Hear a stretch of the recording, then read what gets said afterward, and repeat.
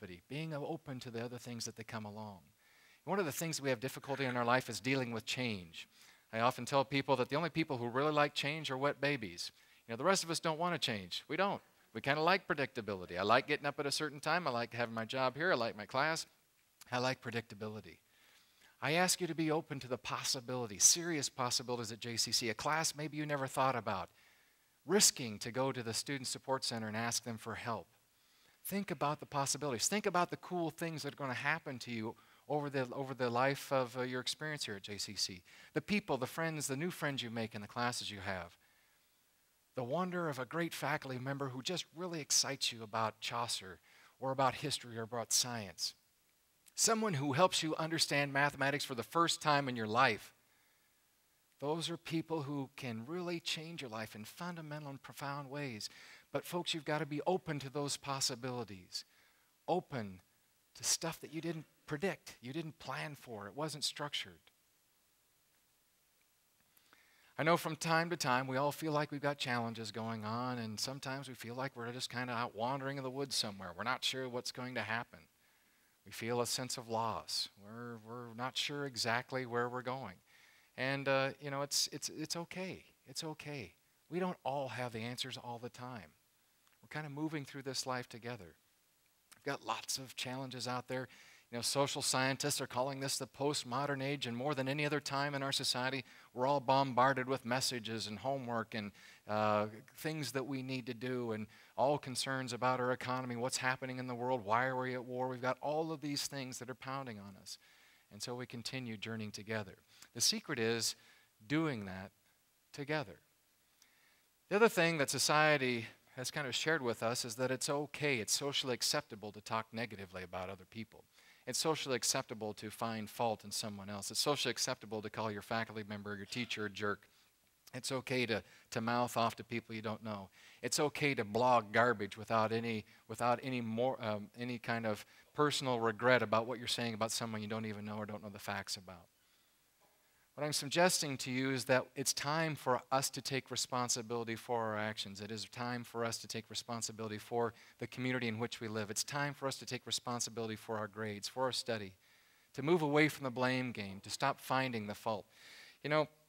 One of the notions here that I'm going to share with you for a moment here is going to be the theme that I'm kind of weaving through here, and that is seeing red cars. And I'm going to talk about my grandmother a little bit later in the show. I'll get to tell you a little bit about her and the influence she had on my life. But, it's about what we see in others, how we conditioned ourselves to see things. What do we see in other people? When we see another person in the classroom, what do we automatically conclude? Have we given them a chance to let them know who they are to us? Or have we already written them off because of a dumb question they asked? Have we written them off in some way because of how they dress or how they look or the color of their skin? Have we written them off? What I'm suggesting to you today, if you're not open to the possibility of the great people, they can be seated right next to you, maybe walking the same journey with you don't even know. If you give them the chance and see a wonderful human being there with great potential just as much as you, the possibilities are endless for you. And so I want to tell you about seeing red cars. I've got a little vignette that I'm going to have Amanda put up on the screen, and I want you to just take it in. The theme is about seeing red cars, but I want you to go beyond the car. I want you to think about getting more of what you want, you choosing what you want in your life, you choosing what to see in other people, you choosing where you're planning to go, what your life wants to be, you choosing, rather than let serendipity or other facts or other people tell you what to believe or what to see or what to understand, what to believe about this person. So let's take a look at this video here called Seeing Red Cars. It lasts about 10 minutes, and I'll be back with you. Amanda, please.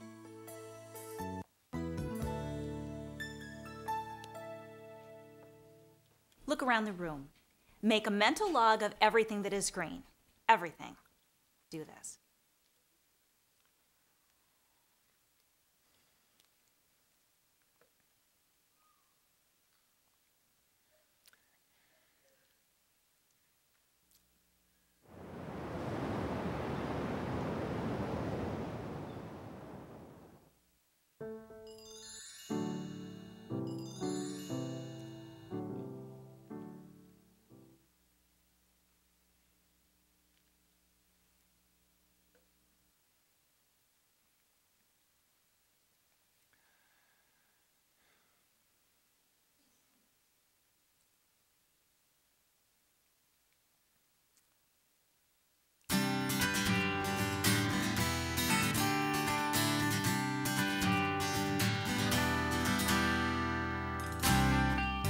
You could be getting more of what you want, more new ideas, more teamwork in your department, more positive attitude in the company.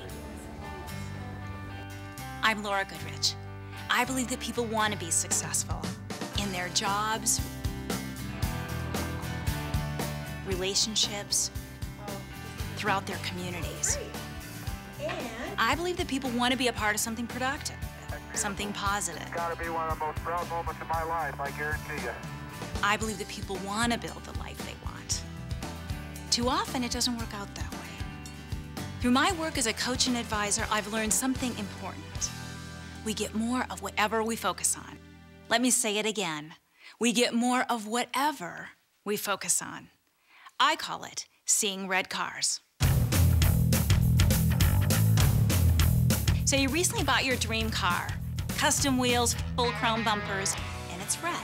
Driving it home for the first time, you start to notice something. Seems like there are a lot of red cars out there. The next day, what do you notice? There are definitely more red cars on the road. By the end of the first week, you're thinking, is everyone driving a red car?